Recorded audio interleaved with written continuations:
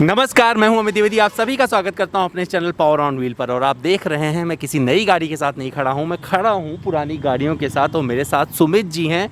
आप देख रहे हैं ऊपर, इनका मोटर मार्ट के नाम से पूरा का पूरा ये बिज़नेस है जिसमें ये पुरानी गाड़ियाँ बेचते हैं। ये बताने वाले हैं पुरानी गाड़ियाँ किस तरीके से वैल्यू फॉर मनी होती हैं, और साथ ही ये भी बताने वाले हैं कि इसकी कीमत क्या है। क्योंकि इसकी कीमत सुन के आप इन गाड़ियों की, मेरे साथ नैनो खड़ी है और मेरे साथ सेंट्रो खड़ी है, इनकी कीमत सुन के आप चौंक जाएंगे। और क्यों खरीदनी चाहिए ये सब कुछ मैं सुमित जी से पूछूंगा। सुमित जी, आपका मेरे इस चैनल पर स्वागत है। Thank you sir.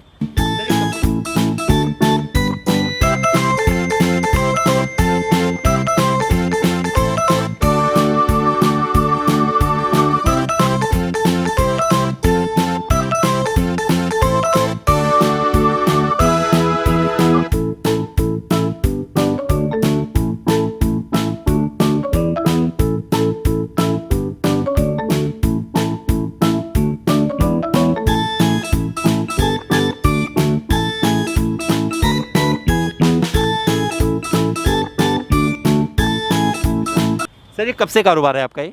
मैं सर पिछले 20 साल से इस वर्क में हूँ। अच्छा। और फादर का मेरे बिज़नेस है ये, और मैं उसको आगे प्रमोट कर रहा हूँ। मैं एक चीज़ जानना चाह रहा था। ये जो गाड़ियाँ हैं, जैसे आपने पहले मुझे बताया बड़ी कम कीमत है, तो मैं सबसे पहले इसके बारे में बोलूँगा कि अगर कोई गाड़ी लेना चाहता है तो पहले इसके बारे में आप जानकारी दे दीजिए। ये सेंट्रो है हमारे पास 2008 मॉडल। ओके।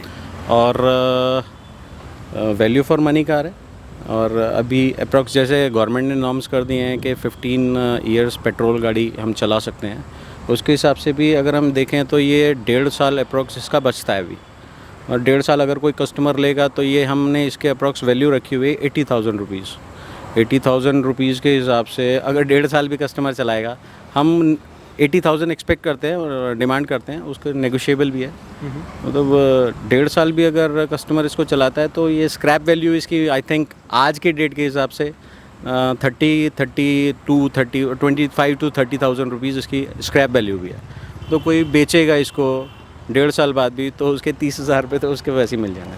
तो इसकी कीमत 80,000 बोल रहे हैं, लेकिन मुझे लगता है 70-75,000 रुपये में आप क्रैक कर सकते हैं। तो और ये वैल्यू क्यों क्रिएट करी? क्योंकि कोविड-19 के बाद में लोगों ने पब्लिक ट्रांसपोर्ट छोड़ा है और अपना वाहन चाहिए, लेकिन सबके पास बहुत सारा पैसा नहीं गाड़ी खरीदने के लिए, तो उनके सपने को ये पूरा करेगी सेंट्रो। अब मैं बात करूँगा नैनो सर, क्योंकि नैनो एक बड़ा सपना था टाटा, रतन टाटा का। आ जाइए, इधर आ जाइए सर, क्योंकि कैमरा मेरा उधर आपको देखेगा। तो इसके बारे में जानना चाह रहा हूँ। नैनो 2013 मॉडल है और टॉप एंड मॉडल है। यही टॉप एंड मॉडल आता था LX अच्छा, उस टाइम। और इसकी हमने कॉस्ट रखी है 75,000 रुपीज़। ये कौन सा मॉडल है, कौन सा वेरिएंट है? ये LX है। और कौन सा मॉडल है, कौन सा ईयर है? ये 2013 का ईयर है। 2013।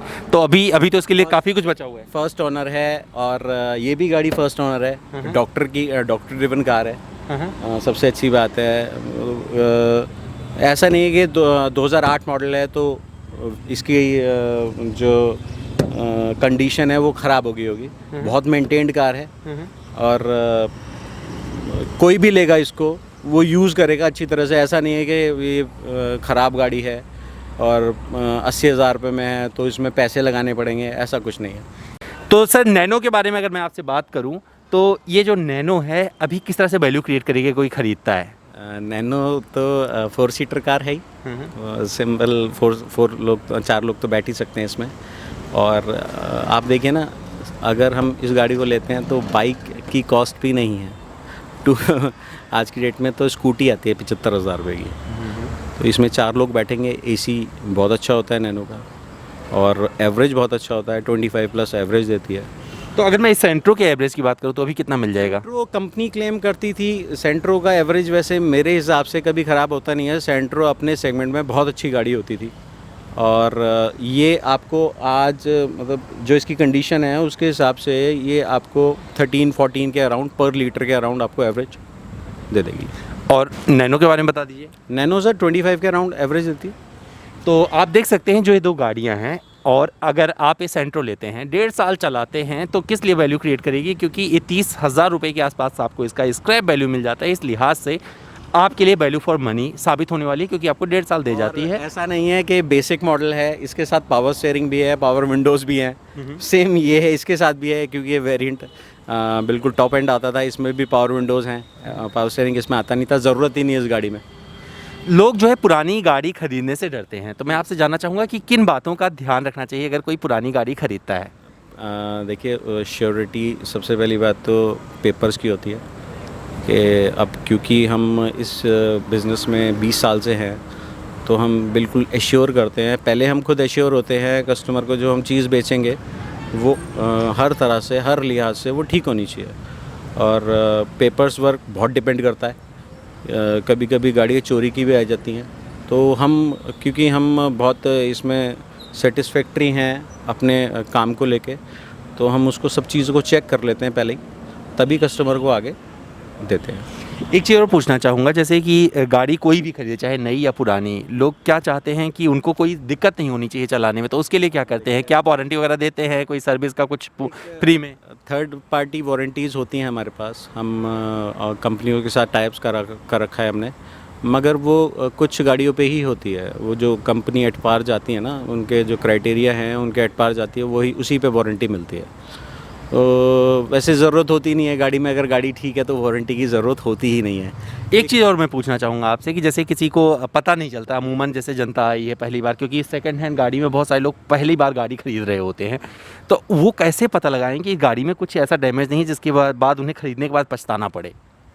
एक्सीडेंट गाड़ी नहीं होनी चाहिए, बहुत डिपेंड करता है। गाड़ी अगर एक्सीडेंट है तो वो बिल्कुल बेकार हो जाती है। एक बार हमारा मानना ये है, इंजन तो रिकंडीशन होके ठीक हो जाता है, उसमें सामान नया डल जाता है, बट अगर गाड़ी एक्सीडेंट है तो वो कभी ठीक नहीं हो सकती।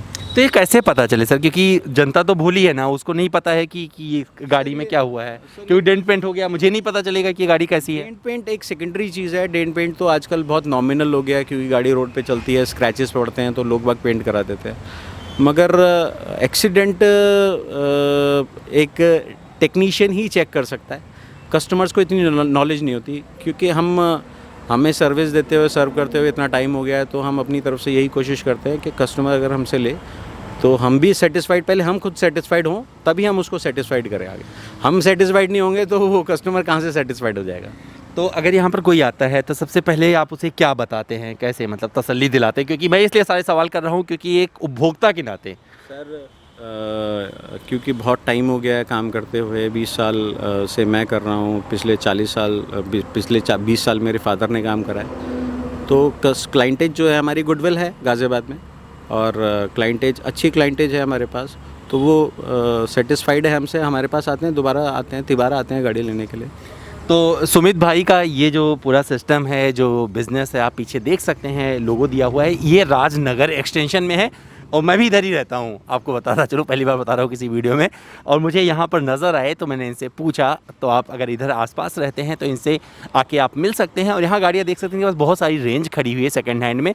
एक चीज़ मैं आपके लिए बोलता चलूँ जाते जाते, इस वीडियो को ख़त्म करने से पहले, अगर आप गाड़ी खरीदना या गाड़ी सीखने की कोशिश कर रहे हैं तो नई गाड़ी से पहले एक सेकंड हैंड कार ले लीजिए, आपका हाथ भी साफ़ हो जाएगा। और जब आप नई गाड़ी खरीदेंगे तो कभी बहुत जल्दी सेकंड हैंड नहीं होने वाली। अमूमन लोग क्या करते हैं कि पहले वो फर्स्ट हैंड गाड़ी खरीदते हैं, मतलब नई गाड़ी खरीद लेते हैं, उसमें इतने स्क्रैचेस डाल देते हैं कि सेकंड हैंड से भी ज़्यादा ख़राब स्थिति आ जाती है। आप कितने सेटिस्फाइड हो इससे? बिल्कुल सेटिस्फाइड बिल्कुल सेटिस्फाइड हूँ। आपने जो पॉइंट दिया है बहुत अच्छा पॉइंट दिया है, क्योंकि अब नई गाड़ी आदमी लेता है तो वो स्क्रैचेस पड़ते ही पड़ते हैं। अगर उसका वो गाड़ी ड्राइविंग का उसका एक्सपीरियंस नहीं है तो वो स्क्रैचेस पड़ते ही पड़ते हैं, और वो रिकंडीशन हो जाती है गाड़ी। वो तो रिकंडीशन होने के बाद भी वो मज़ा नहीं आता गाड़ी में।